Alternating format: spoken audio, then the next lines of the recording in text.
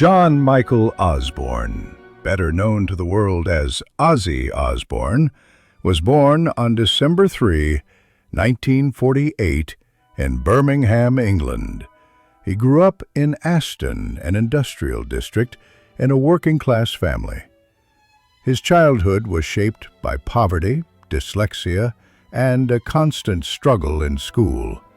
He dropped out at age 15 and worked various low-paying jobs: plumber's assistant, toolmaker, and even slaughterhouse worker. These early years would shape the dark, gritty persona he carried into the world of rock.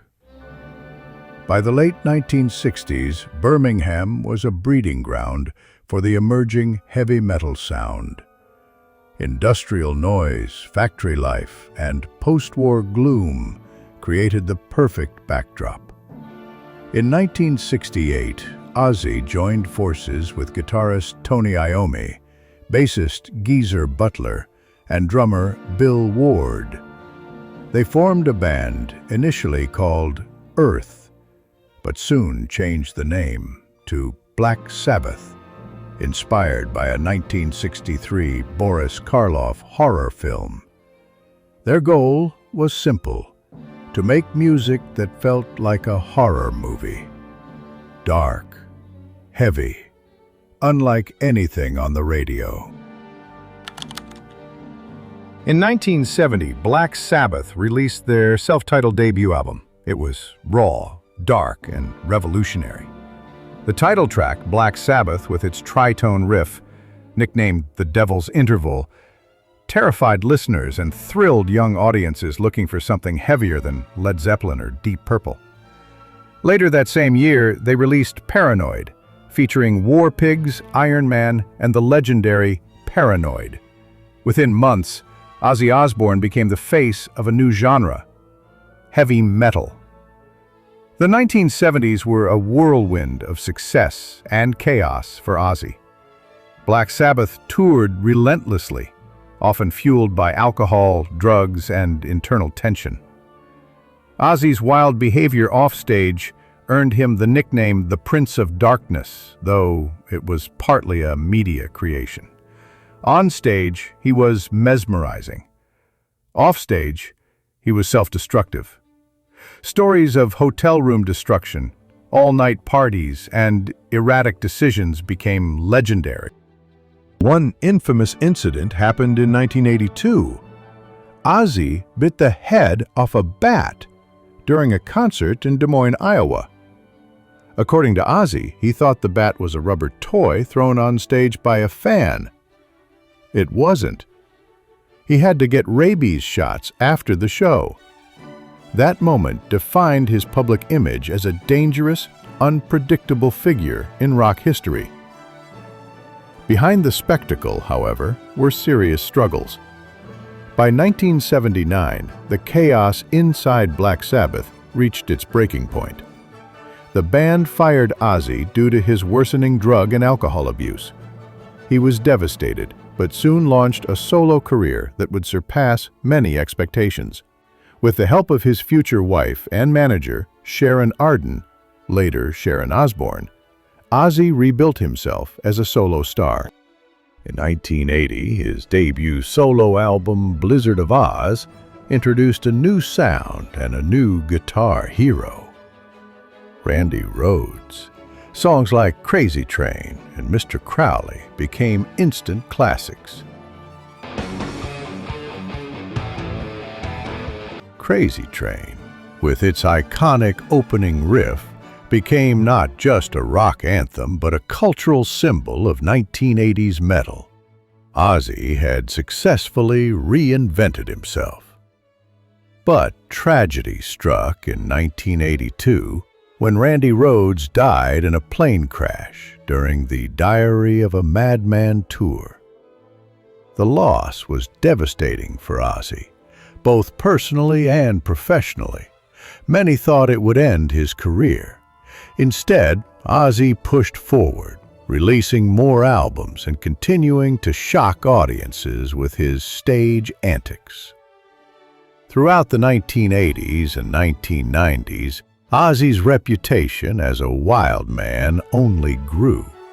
He was arrested multiple times for public intoxication and famously banned from San Antonio, Texas, for urinating on a monument at the Alamo in 1982. Yet, despite, or perhaps because of these controversies, his fan base remained loyal. By the late 1990s, Ozzy's career took an unexpected turn. In 2002, MTV launched The Osbournes, a reality show featuring Ozzy, Sharon, and their children. The show revealed a new side of the Prince of Darkness, a confused but lovable family man, wandering around his Beverly Hills mansion, mumbling in his distinct accent. The show was a massive hit and introduced Ozzy to a whole new generation, cementing his status as a pop culture icon. Despite decades of excess, Ozzy survived when many thought he wouldn't. In 2020, he publicly revealed he had been diagnosed with Parkinson's disease, adding another chapter to his already dramatic life story. Even as his health declined, he remained active in music, releasing the album Ordinary Man that same year. Ozzy Osbourne's story is more than just shock value and controversy. He is a symbol of resilience, reinvention, and the enduring power of heavy metal. From the factories of Birmingham to the stages of Madison Square Garden, from being fired and nearly destroyed by addiction to becoming a solo legend and reality TV star, Ozzy's journey is the ultimate rock and roll survival story.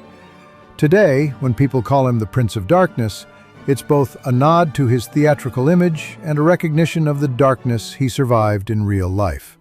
His legacy is secure, one of the founding fathers of heavy metal, a pioneer of stage theatrics, and proof that sometimes the most unlikely survivors leave the loudest echo in music history.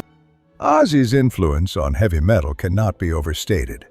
Black Sabbath's first 4 albums, Black Sabbath, 1970, Paranoid, 1970, Master of Reality, 1971, and Volume 4, 1972, laid the foundation for what would become doom metal, stoner rock, and countless subgenres.